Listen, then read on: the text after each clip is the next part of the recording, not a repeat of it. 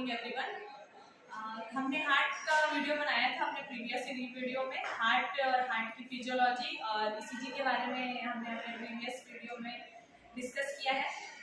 आज के वीडियो में हम ग्लाइकोपिरोन के बारे में डिस्कस करेंगे। बच्चों की डिमांड पे ये वीडियो बनाया जा रहा है, तो आप लोग अच्छे से इंटरेस्ट से इसको पढ़िएगा।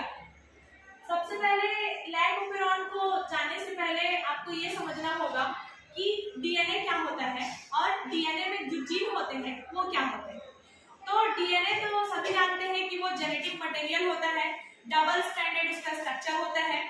यूकैरियोट्स और प्रोकैरियोट्स के केस में हमको अलग-अलग सिचुएशंस देखने को मिलते हैं। यूकैरियोट्स की अगर मैं बात करूं तो यूकैरियोट्स में एक जीन के एक्सप्रेशन के लिए कंट्रोलर के रूप में आपका एक ही प्रमोटर और एक ही ऑपरेटर पाया जाता है यूकैरियोट्स में। लेकिन यदि मैं बात करूं प्रोकैरियोट्स की, तो प्रोकैरियोट्स में जो डीएनए पाया जाता है उसमें मल्टीपल जीन्स के एक्सप्रेशन के लिए एक ही प्रमोटर और एक ही ऑपरेटर होता है। लेकिन प्रोकैरियोट्स में यही आपका बेसिक सिग्निफिकेंस देखने को मिलता है कि इसके पास एक ही प्रमोटर है और एक ऑपरेटर है और वो मल्टीपल जीन के एक्सप्रेशन को रेगुलेट कर रहा है। लेकिन अगर हम यूकैरियोटिक जीन्स की बात करें, मान लो कि यूकैरियोटिक में एक स्पेसिफिक अमीनो एसिड को कोड करने के लिए एक अगर जीन होगा, तो उस जीन के एक्सप्रेशन के लिए पर्टिकुलर एक प्रमोटर और एक ऑपरेटर एक स्पेसिफिक जीन के लिए होगा। लेकिन यहाँ पे मल्टीपल जीन के रेगुलेशन के लिए एक ही प्रमोटर और एक ही ऑपरेटर हमको देखने को मिलता है। तो हम आज बात कर रहे हैं ग्लाइकोपिरोन की। तो ग्लाइकोपिरोन जो है वो प्रोकैरियोट्स में पाए जाने वाला एक जीन रेगुलेशन का प्रोसेस होता है। तो जीन रेगुलेशन में ग्लाइकोपिरोन का एग्जांपल लिया जाता है जनरली प्रोकैरियोट्स के लिए। ग्लाइकोपिरोन, ओपेरॉन मींस ये होता है क्लस्टर ऑफ जीन्स। ओपेरॉन का मतलब होता है क्लस्टर ऑफ जीन्स, और उस क्लस्टर ऑफ जीन का regulation in the presence of lactose और एब्सेंस ऑफ लैक्टोज। तो लैक्टोज के एब्सेंस और प्रेजेंस में हमको देखना ये है कि ओपेरॉन में और जीन्स में क्या चेंजेस होता है लैक्टोज के प्रेजेंस में और एब्सेंस में। तो इन क्लस्टर ऑफ जीन्स का क्या फंक्शन होता है ये हम देखेंगे। तो सबसे पहले ग्लाइकोपिरोन के मॉडल को जैकब और जैक्वस मोनोड साइंटिस्ट के थ्रू 1961 में दिया गया। इन्होंने ग्लाइकोपिरोन का मॉडल दिया जो कि प्रोकैरियोट्स में पाया जाता है। प्रोकैरियोटिक ऑर्गेनिज्म को एनर्जी चाहिए, तो प्रोकैरियोट्स अपनी एनर्जी ग्लूकोज से लेगा। उसको भी ग्लूकोज चाहिए, जैसे एनिमल को ग्लूकोज चाहिए रहता है, वैसे ही प्रोकैरियोटिक ऑर्गेनिज्म को भी ग्लूकोज की आवश्यकता होती है। तो यदि प्रोकैरियोटिक ऑर्गेनिज्म ग्लूकोज को ले रहे हैं तो कैसे ले रहे हैं और किस प्रकार से वह ग्लूकोज जो है उसको एनर्जी प्रोवाइड कर रहा है, ये हम देखेंगे अपने ग्लाइकोपिरोन मॉडल से। एक्चुअल में ये जीन रेगुलेशन का प्रोसेस होता है प्रोकैरियोट्स में। तो ग्लाइकोपिरोन लैक्टोज के प्रेजेंस में कैसी एक्टिविटी शो करता है और लैक्टोज के एब्सेंस में कैसी एक्टिविटी शो करता है, ये हम देखेंगे आज। ओपेरॉन जो है ऑन या ऑफ कब है? अगर सेल में लैक्टोज प्रेजेंट है तो ओपेरॉन ऑन रहता है, अगर सेल में लैक्टोज एब्सेंस है तो ओपेरॉन जो है वो ऑफ रहता है। तो हम देखते हैं कि किन किन कंडीशंस में ये ओपेरॉन जो है ऑफ रहता है और ऑन रहता है।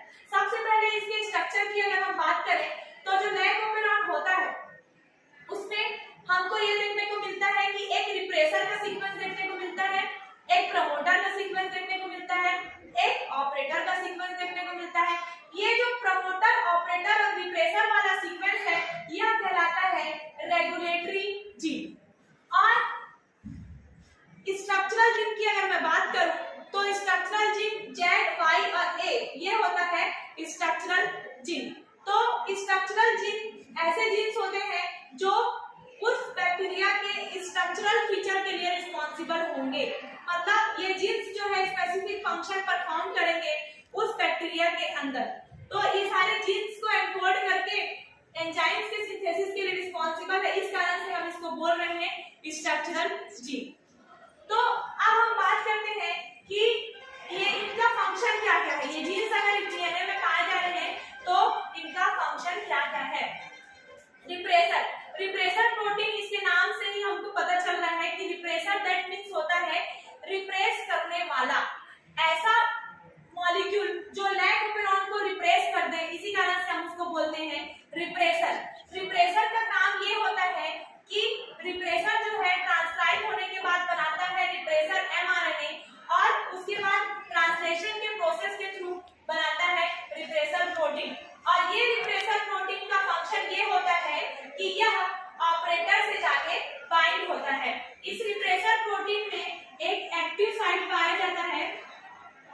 साइट किसी एक्टिव साइट से जाके ये ऑपरेटर वाले रीजन से बाइंड होता है।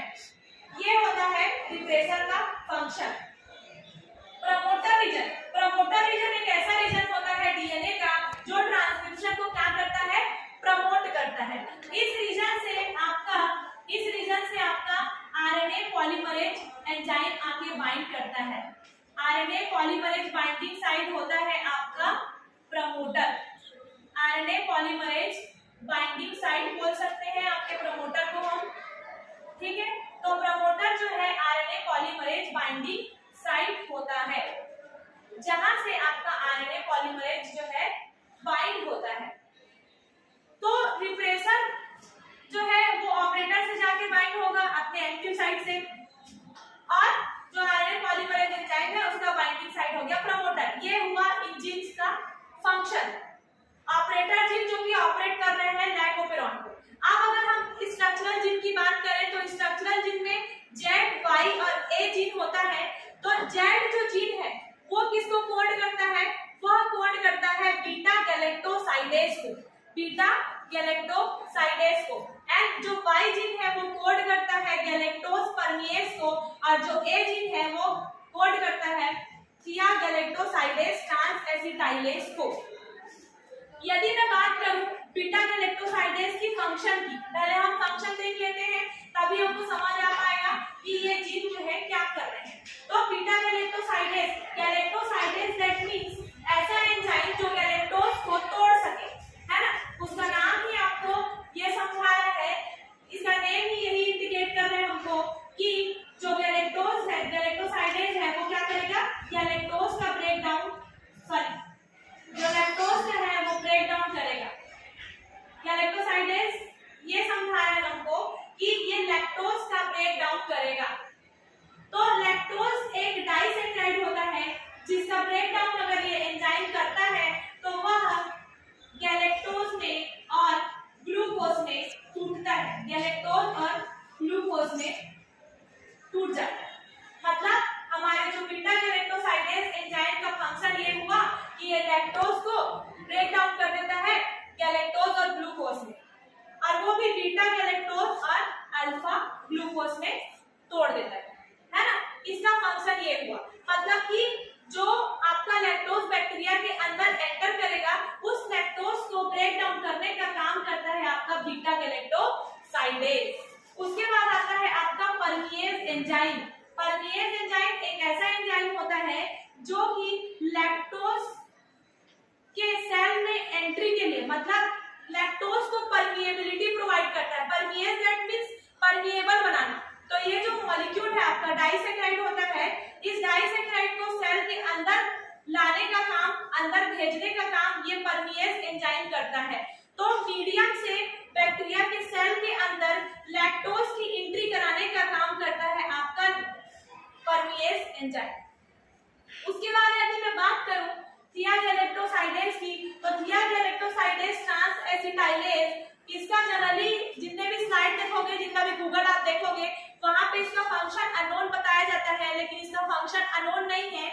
अच्छे स्टैंडर्ड बुक में ये दिया रहता है कि जो थिया गैलेक्टोसाइडेज है इसका काम ये है कि ये जीनोबायोटिक्स कंपाउंड जो कि पॉइजनस कंपाउंड होते हैं, जो कि नॉन डिग्रेडेबल कंपाउंड होते हैं, उन नॉन डिग्रेडेबल कंपाउंड को उनकी जो पॉइजनस होती है, मतलब जो एक्टिविटी जो कि पॉइजनस के लिए रिस्पॉन्सिबल होता है, उन कंपाउंड में एसिटाइल ग्रुप को ऐड करके उनको हाइड्रोफोबिसिटी से उनको हाइड्रोफिलिसिटी की ओर प्रमोट करता है। मतलब जीनोबायोटिक्स कंपाउंड या फिर जो पॉइजनस कंपाउंड है उनको नॉन पॉइजनस कंपाउंड में चेंज करने का काम होता है हमारा थिया गैलेक्टोसाइडेज ट्रांस एसिटाइलेज का, जो एसिटिल ग्रुप के ट्रांसफॉर्मेशन के प्रोसेस के थ्रू होता है।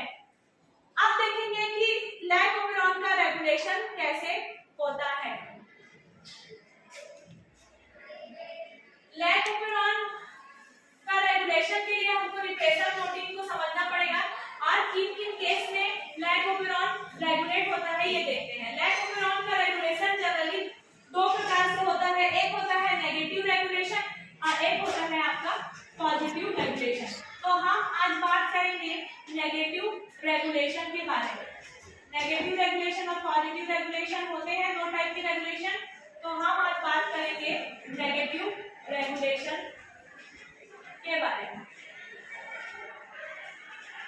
Negative regulation means lactose, negative regulation मतलब ये होता है कि यदि लैक्टोपिरॉन रिप्रेसर के थ्रू रेगुलेट हो रहा है, यदि लैक्टोपिरॉन रिप्रेसर के थ्रू रेगुलेट हो रहा है तो उसको हम बोलते हैं नेगेटिव रेगुलेशन।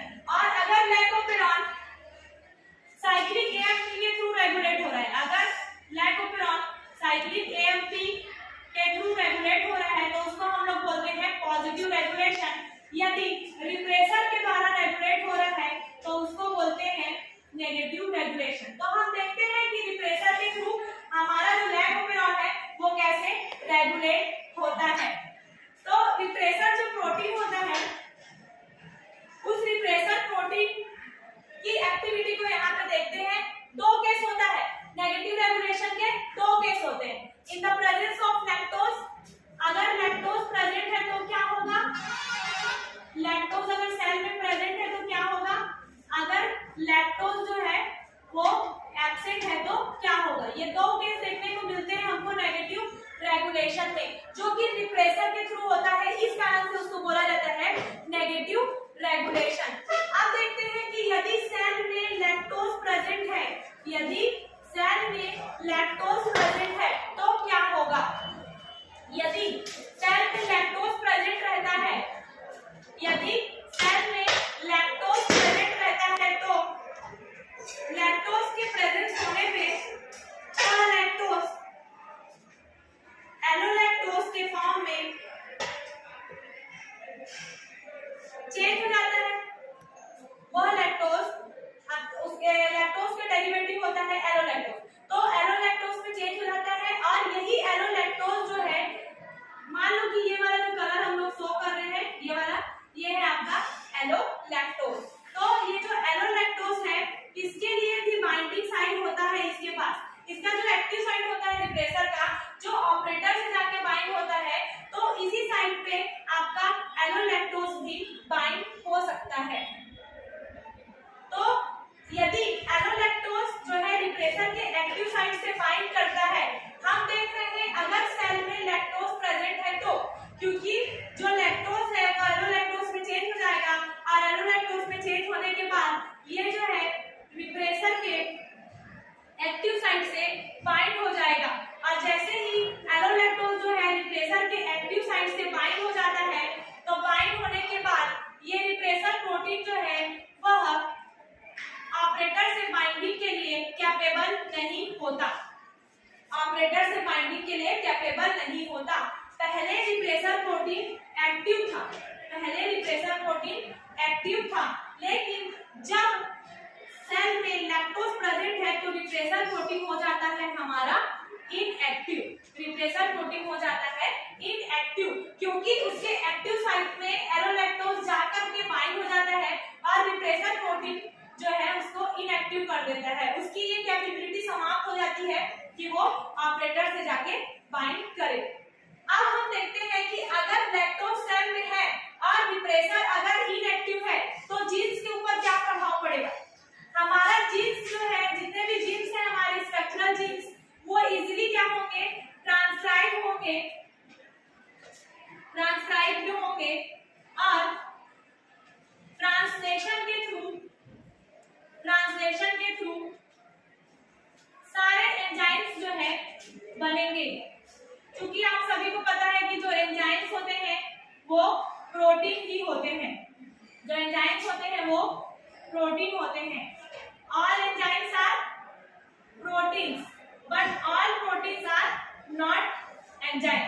तो इस तरीके से हमारे जो जीन्स हैं वो इजीली ट्रांसक्राइब होकर ट्रांसलेशन के प्रोसेस के थ्रू प्रोटीन का सिंथेसिस करते हैं, जो कि आपके एंजाइम्स हैं। तो अगर लैक्टोज प्रेजेंट था तब ये सब चीजें हुआ, मतलब लैक्टोज अगर प्रेजेंट है सेल में तो ट्रांसक्रिप्शन और ट्रांसलेशन का लेवल क्या होगा, लेवल क्या होगा, हाई होगा। अगर लैक्टोज सेल में प्रेजेंट है तो हमारे जीन जो है, जीन्स के ट्रांसक्रिप्शन और ट्रांसलेशन का लेवल हाई रहेगा। यदि यदि हम बात करते हैं कि लैक्टोज सेल में एब्सेंट है, अगर लैक्टोज सेल में एब्सेंट है तो क्या होगा?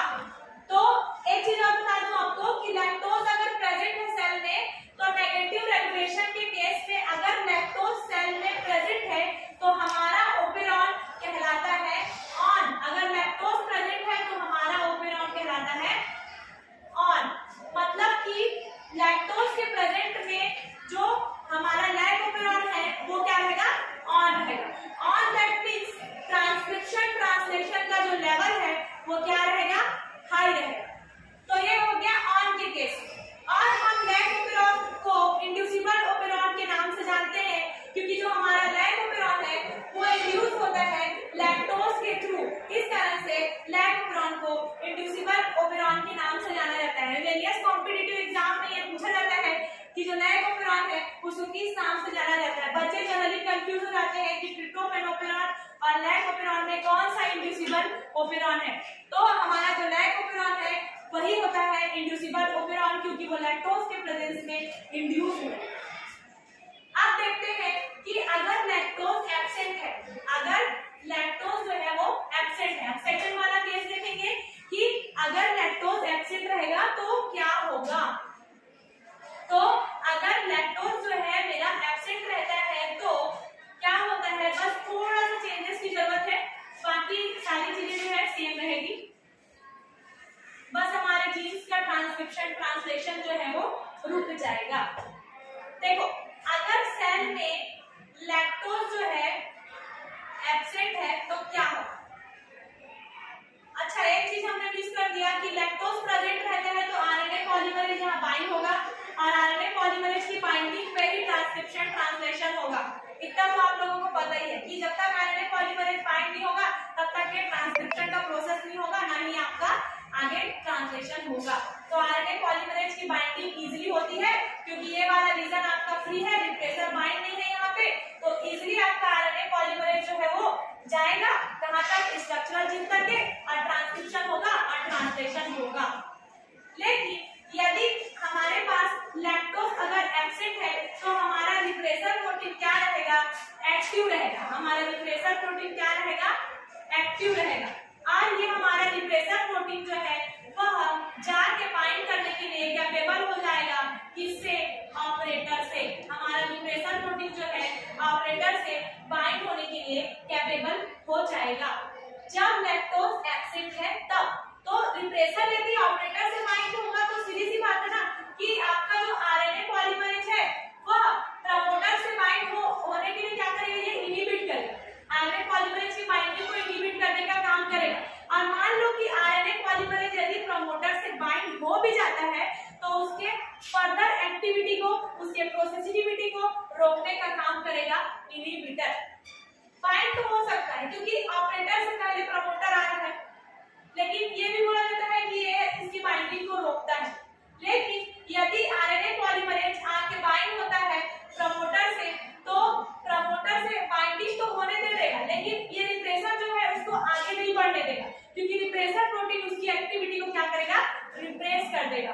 और यदि उसकी एक्टिविटी रिप्रेस हो जाती है तो जो फर्दर हमारे जितने भी जीन्स हैं, जो ZYA जो कि कोड कर रहा है बीटा गैलेक्टोसाइडेज परमिएज और थिया गैलेक्टोसाइडेज ट्रांस एसिटाइलेज को, इन जीन का ट्रांसक्रिप्शन और ट्रांसलेशन जो है वो क्या हो जाता है?